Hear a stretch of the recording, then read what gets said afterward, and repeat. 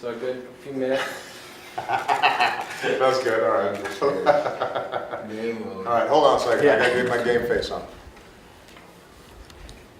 Wait, have you written your book yet? I have not written my Okay, book that's yet. good. Don't write your book until you win another chance.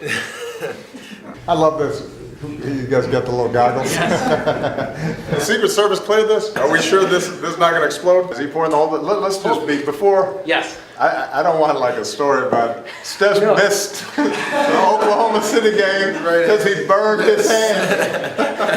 Can we test it? It's like his fingers melted together and his career is over. Oh man, can you imagine? I'd be like the most unpopular guy in the country. That's a wonderful volcano. Thank you very much. Absolutely. We did it. Thanks, guys. I want to begin by thanking the people of Washington, D.C. for hosting us, especially for putting up with more than 50 motorcades. And I will make one promise to the people of this city: I will not hold another one of these summits in another 6 years. I want to thank everyone who participated in our meetings, more than 50 leaders from every region of the world and key international organizations. As at our previous summits, we didn't just come here to talk, but we came here to act.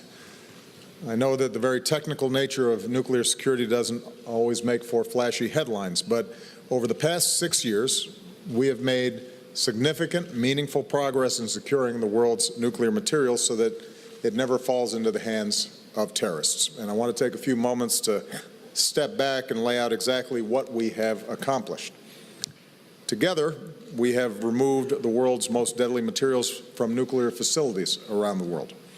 With Japan's announcement today, we've now removed or secured all the highly enriched uranium and plutonium from more than 50 facilities in 30 countries, more than 3.8 tons, which is more than enough to create 150 nuclear weapons.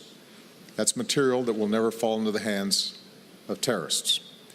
14 nations and Taiwan, countries as diverse as Argentina and Chile to Libya and Turkey to Serbia and Vietnam, have now rid themselves entirely of highly enriched uranium and plutonium.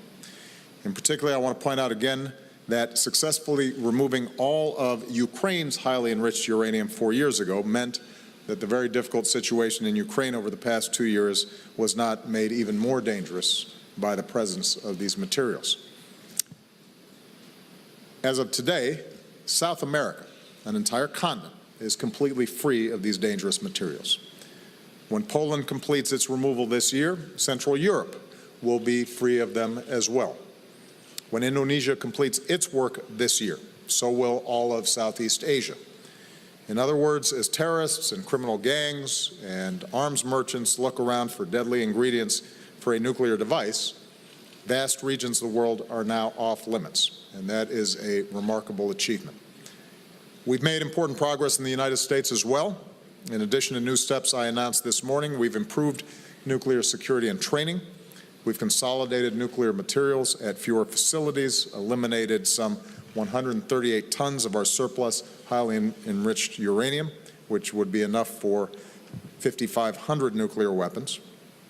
Working with Russia, we're on track to eliminate enough Russian highly enriched uranium for about 20,000 nuclear weapons, which we are converting to electricity here in the United States. More specifically, as a result of these summits, every single one of the more than 50 nations represented here have taken concrete steps to enhance security at their nuclear facilities and storage sites, and that includes improved physical security, stronger regulations, abiding by international guidelines, greater transparency, and that includes international peer reviews. 15 new centers have been created around the world to promote nuclear security technologies and training, to share best practices. And as part of our work today, we agreed to keep strengthening our nuclear facilities' defenses against cyber attacks.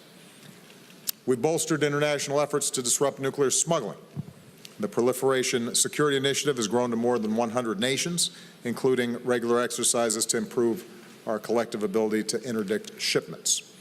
The United States and 36 partner countries have worked to install radiation detection equipment at more than 300 international border crossings, airports, and ports, and we are developing new mobile detection systems as well. And finally, as I noted this morning, we've strengthened the treaties and international partnerships that are a foundation for so many of our efforts. So again, we have made significant progress, and everyone involved in this work, especially our teams who have worked tirelessly for years, can take enormous pride in our achievements. Nevertheless, as I said earlier, our work is by no means finished. There's still a great deal of nuclear and radioactive material around the world that needs to be secured. Global stocks of plutonium are growing. Nuclear arsenals are expanding in some countries with more small tactical nuclear weapons, which could be at greater risk of theft. And as a consequence, one of the central goals of this summit was how do we build on the work that has been done so that we have an international architecture that can continue the efforts, even though this is the last formal leaders summit. So even as this is the last of those leader-level summits, today we agreed to maintain a strong architecture, including through the United Nations, the International Atomic Energy Agency, and Interpol, to carry on this work and to provide the resources and technical support that is needed to continue this mission. And we are creating a new nuclear security contact group, senior-level experts from more than 30 of our countries who will meet regularly to preserve the networks of cooperation we've built, to institutionalize this work, and to keep driving progress for years to come. At our session on ISIL this afternoon, there was widespread agreement that defeating terrorist groups like ISIL requires more information sharing. Everybody understands the urgency in the wake of what's happened in Brussels and Turkey, Pakistan, and so many other countries around the world. As a consequence, our Director of National Intelligence, Jim Clapper, is continuing to engage with intelligence leaders from a number of our European partners on deepening our cooperation. And today I invited all the nations represented at this summit to join a broader discussion among our intelligence and security services on how we can improve information sharing within and among our nations to prevent all manner of terrorist attacks, especially those that might involve weapons of mass destruction. In closing, I just want to say that preventing nuclear terrorism is one part of the broader agenda that I outlined 7 years ago in Prague, stopping the spread of nuclear weapons and seeking a world without them.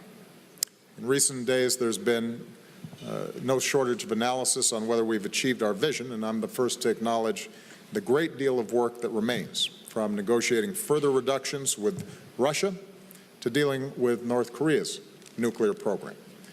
As I indicated in Prague, realizing our vision will not happen quickly, and it perhaps will not happen in my lifetime. But we've begun. The United States and Russian nuclear arsenals are on track to be the lowest that they have been in 6 decades. I've reduced the number and role of nuclear weapons in our nuclear security strategy. In a historic deal, we've prevented the spread of nuclear weapons to Iran. An international fuel bank is being built to promote civil nuclear cooperation. So I'm extremely proud of our record across the board, and we're going to keep pushing forward wherever we can, as I hope future administrations do, to bring us closer to the day when these nuclear dangers no longer hang over the heads of our children and our grandchildren. With that, let me take a few questions, and I'm going to start with Roberta Rampton of Reuters. Thank you. I want to ask about Iran. And 3 weeks ago, Iran's supreme leader complained that his country has not been getting actual business deals since the nuclear agreement. And non-U.S. companies are saying that it's very hard or sometimes impossible to do much business with Iran without, at some point, accessing the U.S. financial system to do U.S. dollar-denominated transactions. So my question is, are you considering allowing such transactions? And if so, is that not a betrayal of your assurances that most U.S. sanctions would stay in place? That's not actually the approach that we're taking. Let me say broadly that so long as Iran is carrying out its end of the bargain, we think it's important for the world community to carry out our end of the bargain. They have, in fact, based on the presentations that were made by the IAEA this morning to the P5+1, have in fact followed the implementation steps that were laid out. And as a consequence, sanctions related to their nuclear program have been brought down. Part of the challenge that they face is that companies haven't been doing business there for a long time, and they need to get comfortable with the prospects of this deal holding. One of the things that Secretary Lew and his counterparts within the P5+1 and elsewhere are going to be doing is providing clarity to businesses about what transactions are in fact allowed.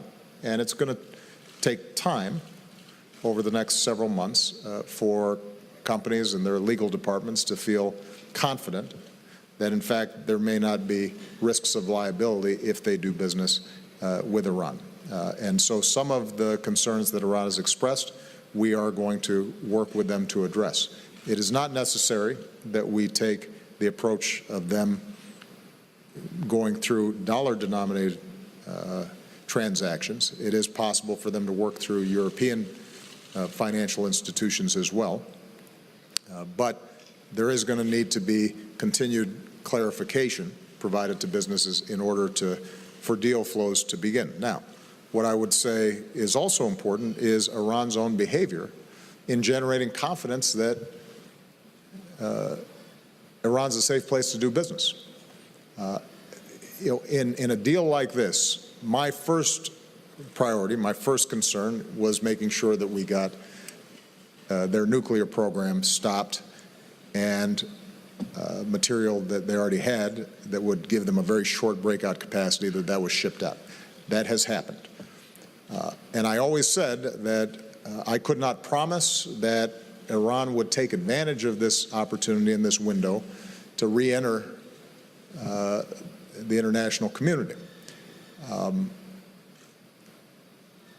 Iran so far has followed the letter of the agreement, but the spirit of the agreement involves Iran also sending signals to the world community and businesses that it is not going to be engaging in a range of provocative actions that might scare business off. When they launch ballistic missiles with slogans calling for the destruction of Israel, that makes businesses nervous. There is some geopolitical risk that is heightened when they see that taking place. If Iran continues to ship missiles to Hezbollah, that gets businesses nervous. And so part of what I hope happens is we have a responsibility to provide clarity about the rules that govern so that Iran can in fact benefit, the Iranian people can benefit from an improved economic situation. But Iran has to understand what every country in the world understands, which is businesses want to go where they feel safe, where they don't see massive controversy, where they can be confident that transactions are going to operate normally. And that's an adjustment that Iran's going to have to make as well. And frankly, within Iran, I suspect there are different views in the same way that there are hardliners here in the United States who, even after we certify that this deal is working, even after our intelligence teams, Israeli intelligence teams say this has been a game changer, are still opposed to the deal on principle. There are hardliners inside of Iran who don't want to see Iran open itself up to the broader world community and are doing things to potentially undermine the deal. And so those forces that seek the benefits of the deal, not just in narrow terms, but more broadly, we want to make sure that over time, they're in a position to realize those benefits. Okay. David Nakamura.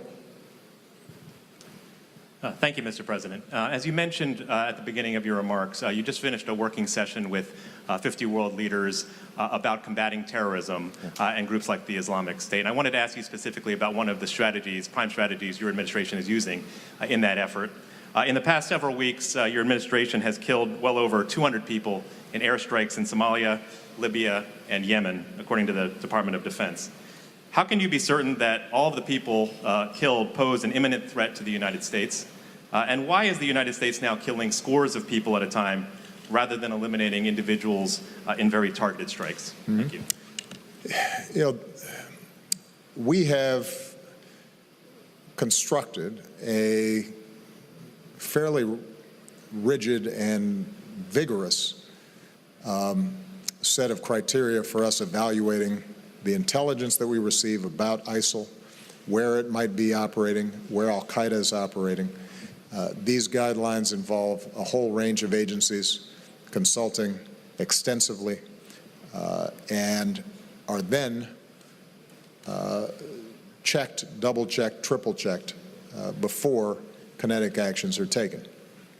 And for the most part, our actions are directed at high-value targets in the countries that you just described, outside of the theater of Iraq and Syria. In some cases, what we're seeing are camps that, after long periods of monitoring, becomes clear are involved in and directing plots that could do the United States harm, or are supporting ISIL activities or al-Qaeda activities elsewhere in the world. So if after a long period of observation we are seeing that, in fact, explosive materials are being loaded onto trucks and individuals are engaging in training in small arms, and there are some of those individuals who are identified as couriers for ISIL or al-Qaeda, then based on those evaluations, a strike will be taken. But what we have been very cautious about is making sure that we are not taking strikes in situations where, for example, we think there's the presence of women or children, or if it is in a normally populated area. And, you know, recently we laid out the criteria by which we're making these decisions. We declassified many elements of this. We are going to be putting forward and trying to institutionalize on a regular basis how we make these evaluations and these analyses. I think, you know, in terms of the broader debate that's taken place, David, I think there's been in the past legitimate criticism that the architecture, the legal architecture around the use of drone strikes or other kinetic strikes wasn't as precise as it should have been, and there's no doubt that civilians were killed that shouldn't have been. I think that over the last several years, we have worked very hard to avoid and prevent those kinds of tragedies from taking place. In situations of war, we have to take responsibility when we're not acting appropriately, or where we've just made mistakes, even with the best of intentions. And that's what we're going to continue to try to do. And what I can say with great confidence is that our operating procedures are as rigorous as they have ever been, and that there is a constant evaluation of precisely what we do. Carol Lee.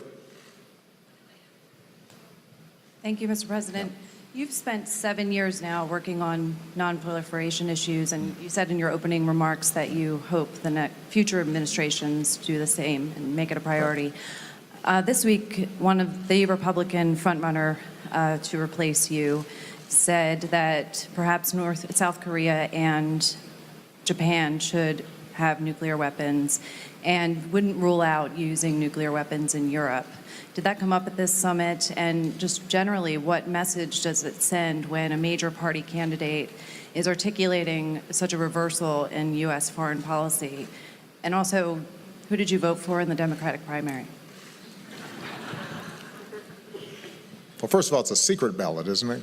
Oh, okay. All right. No, I'm not going to tell you now. What do the statements you mentioned tell us? They tell us that the person who made the statements doesn't know much about foreign policy or nuclear policy or the Korean Peninsula or the world generally. It came up on the sidelines. I've said before that, people pay attention to American elections. What we do is really important to the rest of the world. Even in those countries that are used to a carnival atmosphere in their own politics, want sobriety and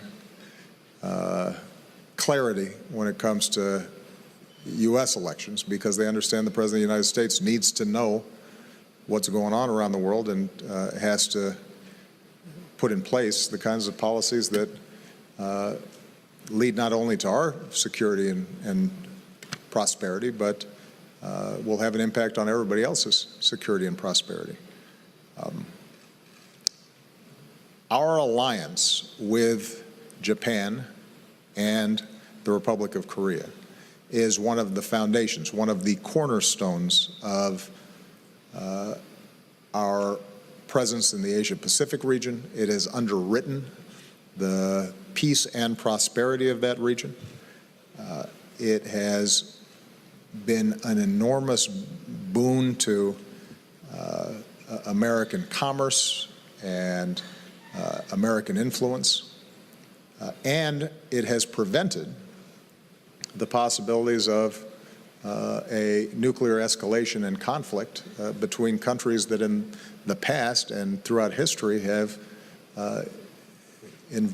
been engaged in hugely destructive conflicts and controversies.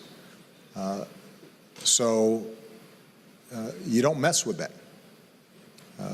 It is an investment that rests on the sacrifices that our men and women made back in World War II when they were fighting throughout the Pacific. It is because of their sacrifices and the wisdom that American foreign policymakers showed after World War II that we've been able to avoid catastrophe in those regions. And we don't want somebody in the Oval Office who doesn't recognize how important that is. Andrew Beattie.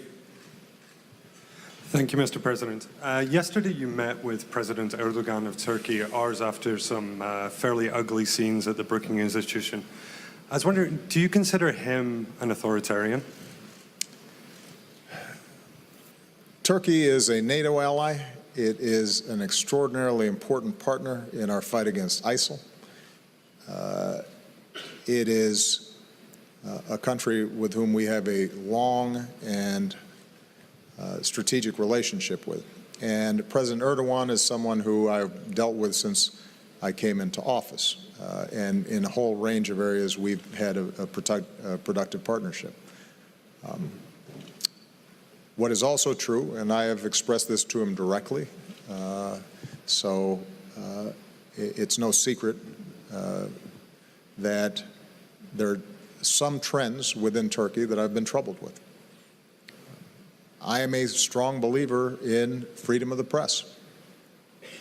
I'm a strong believer in freedom of religion. I am a strong believer in rule of law and democracy. And there is no doubt that President Erdogan has repeatedly been elected through a democratic process. But I think the approach that they've been taking towards the press is one that could lead Turkey down a path that would be very troubling. And we are going to continue to advise them and I've said to President Erdogan, remind him that he came into office with a promise of democracy, and Turkey has historically been a country in which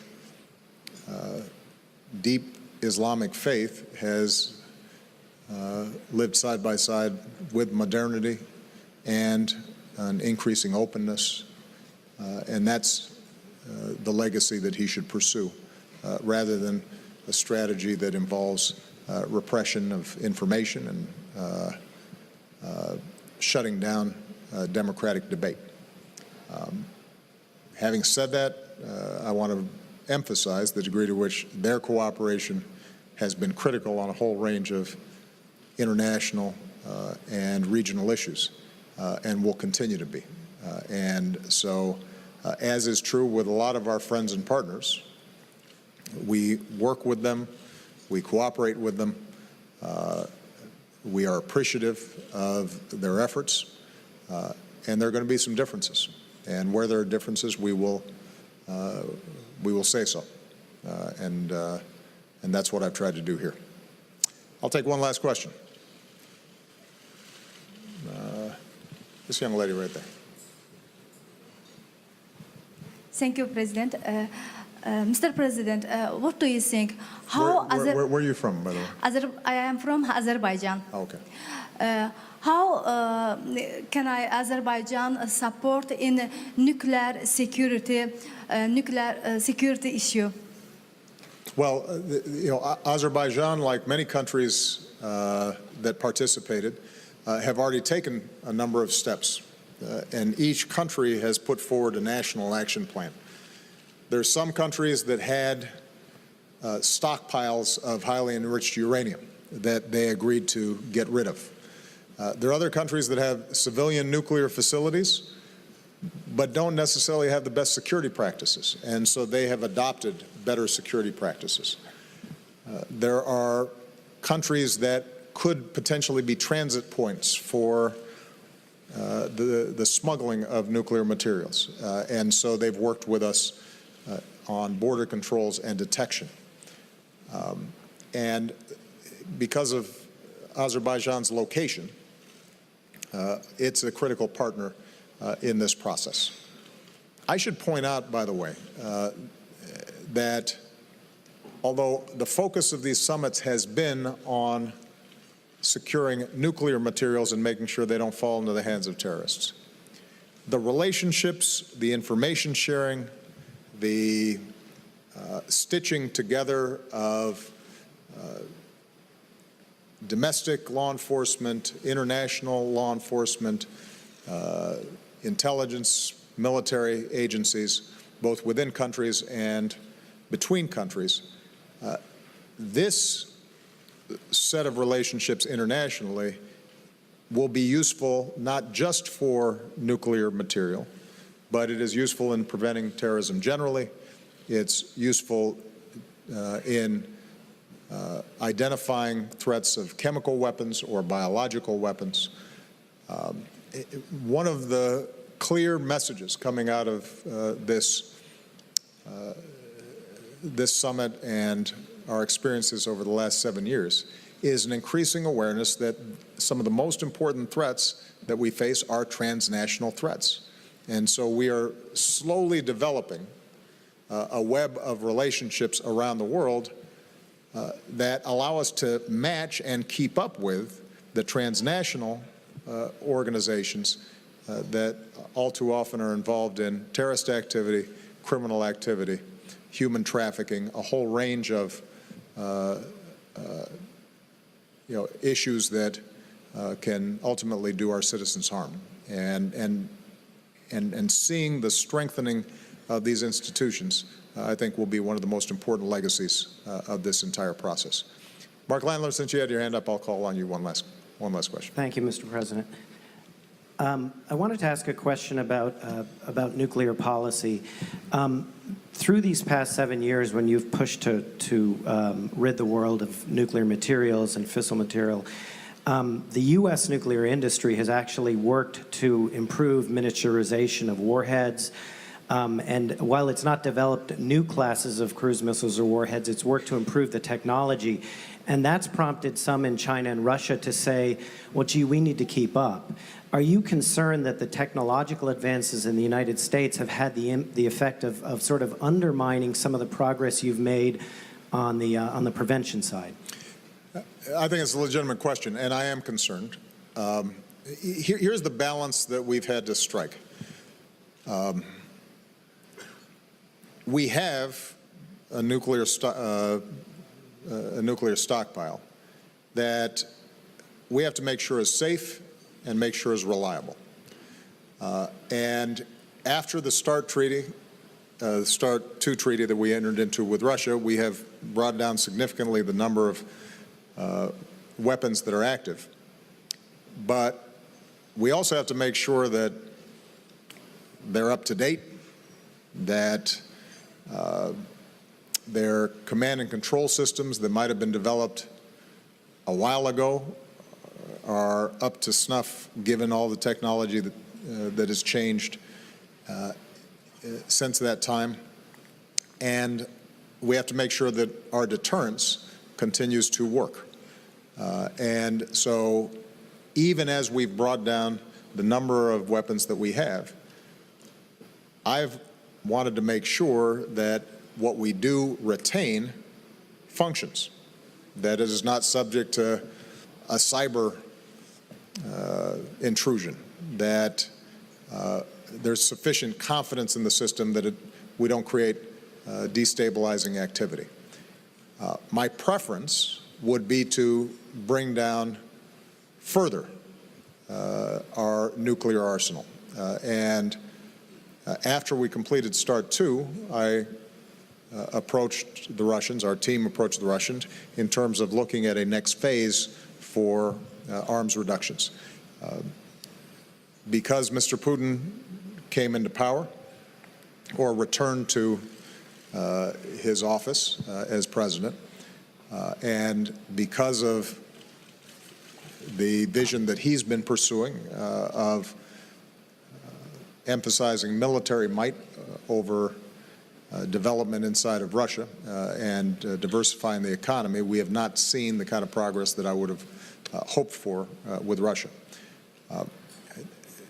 The good news is that the possibilities of progress remain. We are abiding by START II. We're seeing implementation. And although we are not likely to see further reductions during my presidency, my hope is that we have built the mechanisms and systems of verification and so forth that will allow us to continue to reduce them in the future. We do have to guard against, in the interim, ramping up new and more deadly and more effective systems that end up leading to a whole new escalation of the arms race. And in our modernization plan, I've tried to strike the proper balance, making sure that the triad and our systems work properly, that they're effective, but also to make sure that we are leaving the door open to further reductions in the future. But one of the challenges that we're going to have here is that it is very difficult to see huge reductions in our nuclear arsenal unless the United States and Russia, as the two largest possessors of nuclear weapons, are prepared to lead the way. The other area where I think we need to see progress is Pakistan and India, that subcontinent, making sure that as they develop military doctrines, that they are not continually moving in the wrong direction. And we have to take a look at the Korean Peninsula because the DPRK, North Korea, is in a whole different category and poses the most immediate set of concerns for all of us, one that we are working internationally to focus on, and that's one of the reasons why we had the trilateral meeting with Japan and Korea, and it was a major topic of discussion with President Xi as well. Okay. Thank you very much, everybody. Have a good weekend. We have constructed a fairly rigid and vigorous set of criteria for us evaluating the intelligence that we receive about ISIL, where it might be operating, where al-Qaeda is operating. These guidelines involve a whole range of agencies consulting extensively and are then checked, double-checked, triple-checked before kinetic actions are taken. And for the most part, our actions are directed at high-value targets in the countries that you just described, outside of the theater of Iraq and Syria. In some cases, what we're seeing are camps that, after long periods of monitoring, becomes clear are involved in and directing plots that could do the United States harm, or are supporting ISIL activities or al-Qaeda activities elsewhere in the world. So if after a long period of observation we are seeing that, in fact, explosive materials are being loaded onto trucks and individuals are engaging in training in small arms, and there are some of those individuals who are identified as couriers for ISIL or al-Qaeda, then based on those evaluations, a strike will be taken. But what we have been very cautious about is making sure that we are not taking strikes in situations where, for example, we think there's the presence of women or children, or if it is in a normally populated area. And, you know, recently we laid out the criteria by which we're making these decisions. We declassified many elements of this. We are going to be putting forward and trying to institutionalize on a regular basis how we make these evaluations and these analyses. I think, in terms of the broader debate that's taken place, David, I think there's been in the past legitimate criticism that the architecture, the legal architecture around the use of drone strikes or other kinetic strikes wasn't as precise as it should have been, and there's no doubt that civilians were killed that shouldn't have been.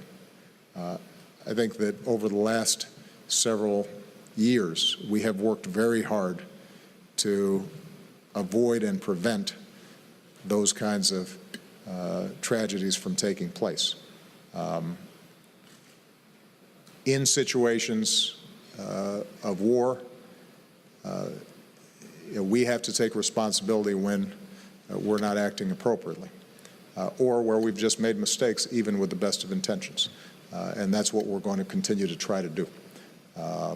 And what I can say with great confidence is that our operating procedures are as rigorous as they have ever been, and that there is a constant evaluation of precisely what we do. Good morning. Everybody, please have a seat.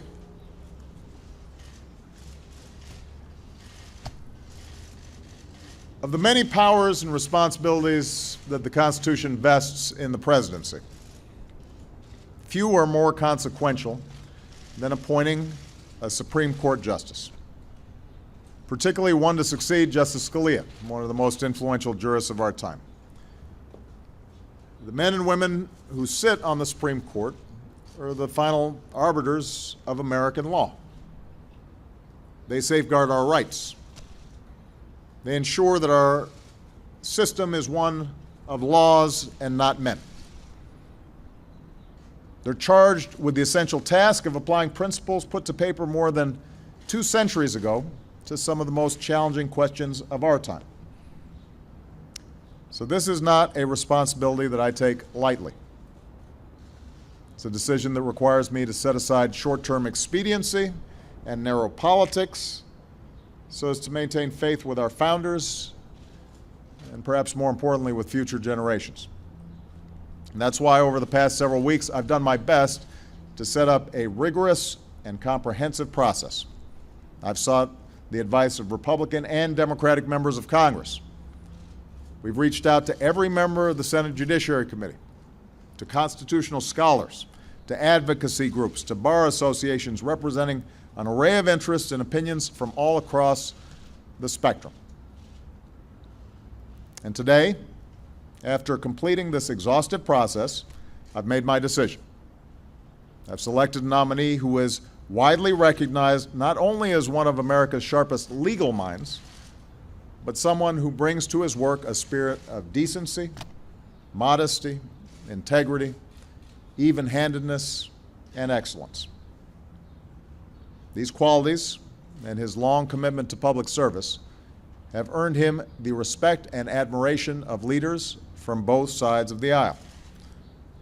He will ultimately bring that same character to bear on the Supreme Court, an institution in which he is uniquely prepared to serve immediately. Today I am nominating Chief Judge Merrick Brian Garland to join the Supreme Court.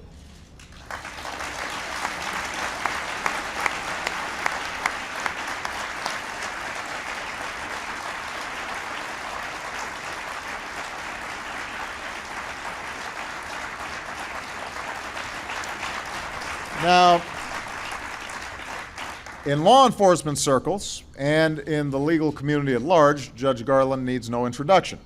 But I'd like to take a minute to introduce Merrick to the American people whom he already so ably serves. He was born and raised in the land of Lincoln, in my hometown of Chicago, in my home state of Illinois. His mother volunteered in the community. His father ran a small business out of their home. Inheriting that work ethic, Merrick became valedictorian of his public high school. He earned a scholarship to Harvard, where he graduated summa cum laude. And he put himself through Harvard Law School by working as a tutor, by stocking shoes in a shoe store, and in what is always a painful moment for any young man, by selling his comic book collection. It's tough. Been there. Merrick graduated magna cum laude from Harvard Law, and the early years of his legal career bear all the traditional marks of excellence. He clerked for two of President Eisenhower's judicial appointees, first for a legendary judge on the Second Circuit, Judge Henry Friendly, and then for Supreme Court Justice William Brennan. Following his clerkships, Merrick joined a highly regarded law firm with a practice focused on litigation and pro bono representation of disadvantaged Americans. Within 4 years, he earned a partnership, the dream of most lawyers. But in 1989, just months after that achievement, Merrick made a highly unusual career decision. He walked away from a comfortable and lucrative law practice to return to public service. Merrick accepted a low-level job as a federal prosecutor in President George H.W. Bush's administration, took a 50% pay cut, traded in his elegant partner's office for a windowless closet that smelled of stale cigarette smoke. This was a time when crime here in Washington had reached epidemic proportions, and he wanted to help. And he quickly made a name for himself going after corrupt politicians and violent criminals. His sterling record as a prosecutor led him to the Justice Department, where he oversaw some of the most significant prosecutions in the 1990s. Including overseeing every aspect of the federal response to the Oklahoma City bombing. In the aftermath of that act of terror, when 168 people, many of them small children, were murdered, Merrick had one evening to say goodbye to his own young daughters before he boarded a plane to Oklahoma City, and he would remain there 4 weeks. He worked side by side with first responders, rescue workers, local and federal law enforcement. He led the investigation and supervised the prosecution that brought Timothy McVeigh to justice. But perhaps most important is the way he did it. Throughout the process, Merrick took pains to do everything by the book. When people offered to turn over evidence voluntarily, he refused, taking the harder route of obtaining the proper subpoenas instead, because Merrick would take no chances that someone who murdered innocent Americans might go free on a technicality. Merrick also made a concerted effort to reach out to the victims and their families, updating them frequently on the case's progress.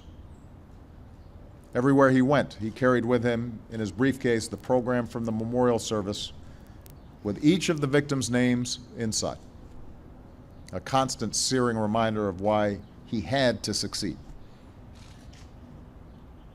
Judge Garland has often referred to his work on the Oklahoma City case as, and I quote, "the most important thing I have ever done in my life." And through it all, he never lost touch with that community that he served. It's no surprise then that soon after his work in Oklahoma City, Merrick was nominated to what's often called the second highest court in the land, the D.C. Circuit Court. During that process, during that confirmation process, he earned overwhelming bipartisan praise from senators and legal experts alike.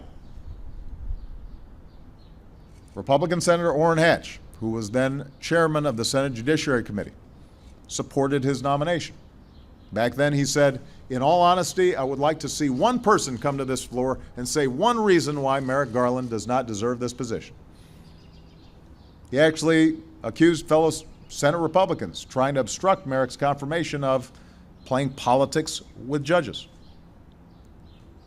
And he has since said that Judge Garland would be a consensus nominee for the Supreme Court, who would be very well supported by all sides, and there would be no question Merrick would be confirmed with bipartisan support. Now, ultimately, Merrick was confirmed to the D.C. Circuit, the second highest court in the land, with votes from a majority of Democrats and a majority of Republicans. 3 years ago, he was elevated to Chief Judge.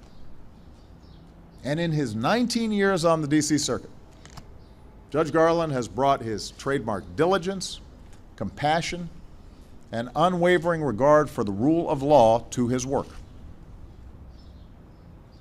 On a circuit court known for strong-minded judges on both ends of the spectrum, Judge Garland has earned a track record of building consensus as a thoughtful, fair-minded judge who follows the law. He's shown a rare ability to bring together odd couples, assemble unlikely coalitions, persuade colleagues with wide-ranging judicial philosophies to sign on to his opinions.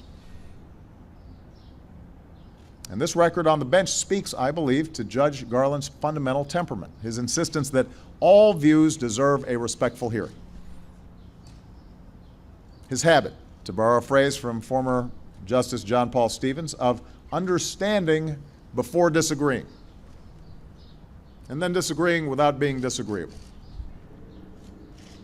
It speaks to his ability to persuade, to respond to the concerns of others with sound arguments and airtight logic. As his former colleague on the D.C. Circuit and our current Chief Justice of the Supreme Court, John Roberts, once said, "Anytime Judge Garland disagrees, you know you're in a difficult area." At the same time, Chief Judge Garland is more than just a brilliant legal mind. He's someone who has a keen understanding that justice is about more than abstract legal theory, more than some footnote in a dusty casebook.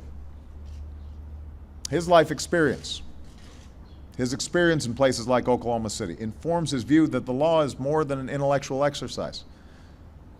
He understands the way law affects the daily reality of people's lives in a big, complicated democracy and in rapidly changing times. And throughout his jurisprudence runs a common thread, a dedication to protecting the basic rights of every American, a conviction that in a democracy, powerful voices must not be allowed to drown out the voices of everyday Americans. To find someone with such a long career of public service, marked by complex and sensitive issues, to find someone who just about everyone not only respects but genuinely likes, That is rare. And it speaks to who Merrick Garland is, not just as a lawyer, but as a man. People respect the way he treats others, his genuine courtesy and respect for his colleagues and those who come before his court. They admire his civic-mindedness, mentoring his clerks throughout their careers, urging them to use their legal training to serve their communities, setting his own example by tutoring a young student at a Northeast DC elementary school each year for the past 18 years. They're moved by his deep devotion to his family. Lynn, his wife of nearly 30 years, and their two daughters, Becky and Jessie. As a family, they indulge their love of hiking and skiing and canoeing and their love of America by visiting our national parks. People respect Merrick's deep and abiding passion for protecting our most basic constitutional rights. It's a passion, I'm told, that manifested itself at an early age. And one story is indicative of this. It's notable. As valedictorian of his high school class, he had to deliver a commencement address. The other student speaker that day spoke first and unleashed a fiery critique of the Vietnam War. Fearing the controversy that might result, several parents decided to unplug the sound system, and the rest of the student's speech was muffled.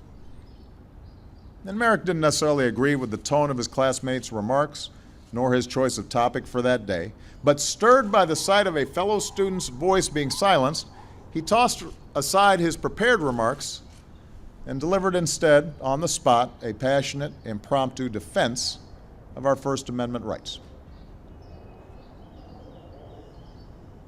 It was the beginning of a lifelong career as a lawyer and a prosecutor and as a judge devoted to protecting the rights of others.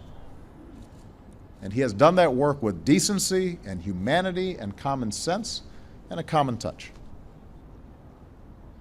And I'm proud that he'll continue that work on our nation's highest court. I said I would take this process seriously, and I did. I chose a serious man and an exemplary judge, Merrick Garland. Over my 7 years as president, in all my conversations with senators from both parties, in which I asked their views on qualified Supreme Court nominees, and this includes the previous 2 seats that I had to fill. The one name that has come up repeatedly from Republicans and Democrats alike is Merrick Garland.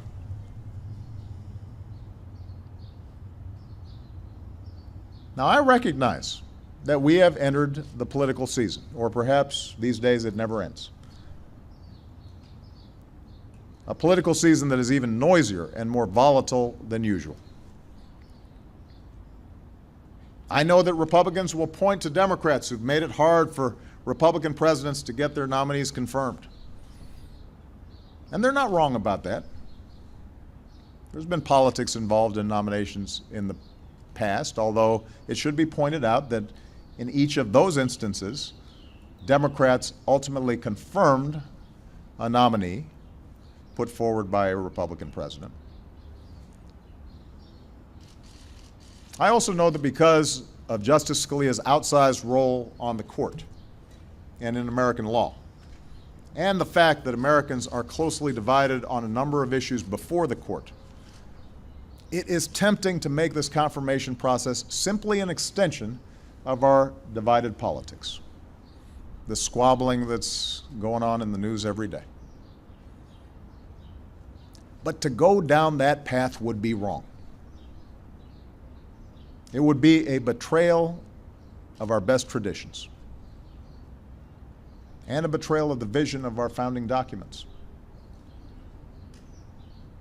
At a time when our politics are so polarized, at a time when norms and customs of political rhetoric and courtesy and comedy are so often treated like they're disposable, this is precisely the time when we should play it straight and treat the process of appointing a Supreme Court justice with the seriousness and care it deserves. Because our Supreme Court really is unique. It's supposed to be above politics. It has to be, and it should stay that way. To suggest that someone as qualified and respected as Merrick Garland doesn't even deserve a hearing, let alone an up or down vote, to join an institution as important as our Supreme Court, when 2/3 of Americans believe otherwise, that would be unprecedented. To suggest that someone who has served his country with honor and dignity, with a distinguished track record of delivering justice for the American people, might be treated, as one Republican leader stated, as a political piñata, that can't be right. Tomorrow, Judge Garland will travel to the Hill to begin meeting with senators one-on-one.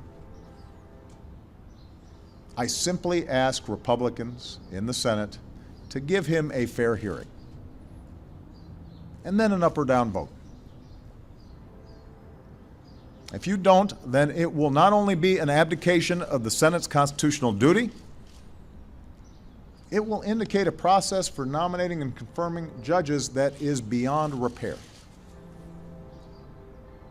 It will mean everything is subject to the most partisan of politics. Everything. It will provoke an endless cycle of more tit for tat and make it increasingly possible for any president, Democrat or Republican, to carry out their constitutional function.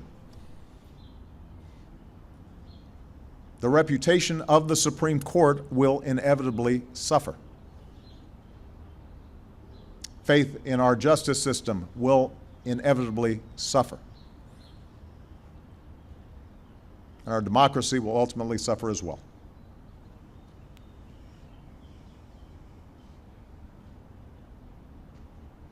I have fulfilled my constitutional duty. Now it's time for the Senate to do theirs. Presidents do not stop working in the final year of their term. Neither should a senator. I know that tomorrow the Senate will take a break and leave town on recess for 2 weeks. My earnest hope is that senators take that time to reflect on the importance of this process to our democracy. Not what's expedient, not what's happening at the moment. What does this mean for our institutions, for our common life? The stakes, the consequences, the seriousness of the job we all swore an oath to do. And when they return, I hope that they'll act in a bipartisan fashion. I hope they're fair. That's all. I hope they are fair, as they did when they confirmed Merrick Garland to the D.C. Circuit. I ask that they confirm Merrick Garland now to the Supreme Court, so that he can take his seat in time to fully participate in its work for the American people this fall. He is the right man for the job. He deserves to be confirmed.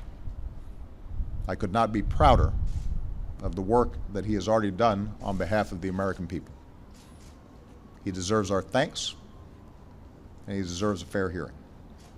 And with that, I'd like to invite Judge Garland to say a few words. Thank you.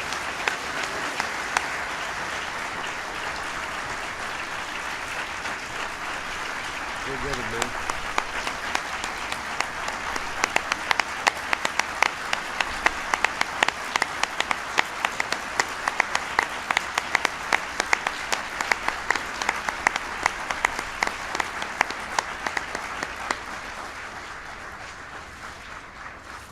Thank you, Mr. President. This is the greatest honor of my life, other than Lynn agreeing to marry me 28 years ago.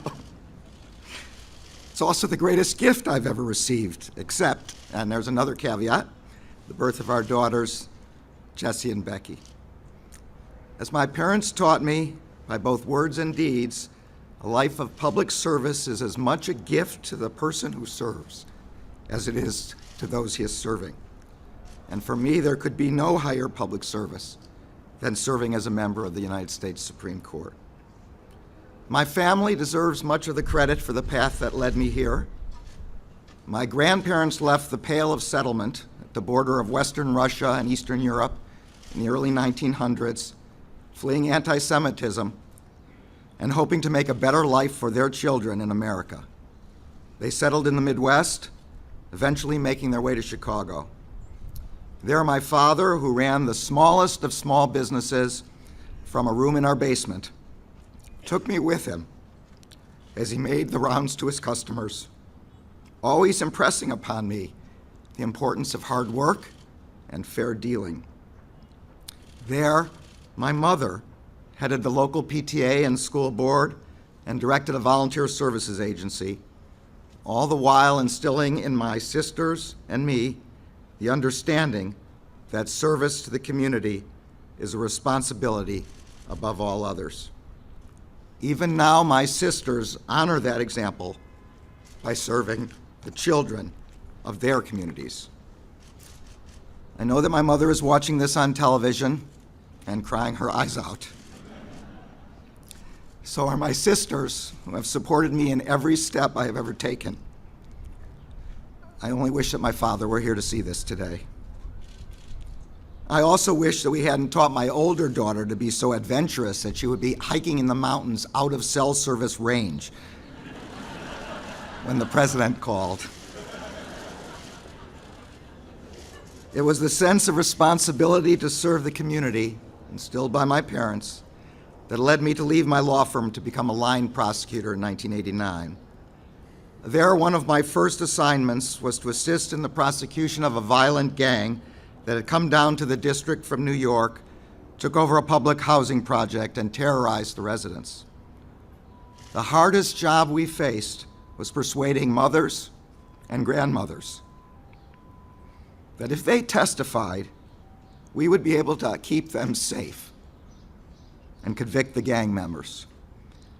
We succeeded only by convincing witnesses and victims that they could trust that the rule of law would prevail. Years later, when I went to Oklahoma City to investigate the bombing of the Federal Building, I saw up close the devastation that can happen when someone abandons the justice system as a way of resolving grievances and instead takes matters into his own hands. Once again, I saw the importance of assuring victims and families that the justice system could work. We promised that we would find the perpetrators, that we would bring them to justice, and that we would do it in a way that honored the Constitution. The people of Oklahoma City gave us their trust, and we did everything we could to live up to it. Trust that justice will be done in our courts without prejudice or partisanship is what, in a large part, distinguishes this country from others. People must be confident that a judge's decisions are determined by the law and only the law. For a judge to be worthy of such trust, he or she must be faithful to the Constitution and to the statutes passed by the Congress. He or she must put aside his personal views or preferences and follow the law, not make it. Fidelity to the Constitution and the law has been the cornerstone of my professional life, and it is the hallmark of the kind of judge I have tried to be for the past 18 years. If the Senate sees fit to confirm me to the position for which I have been nominated today, I promise to continue on that course. Mr. President, it's a great privilege to be nominated by a fellow Chicagoan. I am grateful beyond words for the honor you have bestowed upon me. Thank you. Thank you. Congratulations, man. Good job. Good job.